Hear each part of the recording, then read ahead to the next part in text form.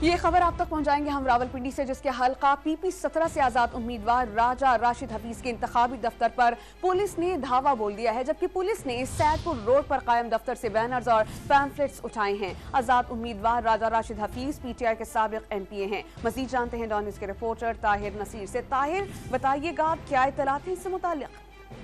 جی سمیہ، دیکھیں یہ حلقہ PP-17 سے آزاد امیدوار ہیں راجہ راشد حفیظ، جنہوں نے 2018 کے انتخابات پاکستان تحریک انصاف کے ٹکٹ سے جیتا تھا۔ راجہ راشد حفیظ نے اپنا دفتر جو نیو ٹاؤن کی حدود میں کھولا ہوا تھا، تو تھانہ نیو ٹاؤن پولیس نے اچانک ان کے دفتر پر دعویٰ بولا۔ سید پور روڈ پر یہ دفتر اور وہاں پر بینر اور پمفلٹ اٹھا لیے گئے، جبکہ جو بینر اویزہ کیے گئے تھے وہ بھی پھاڑ دیے گئے تھے۔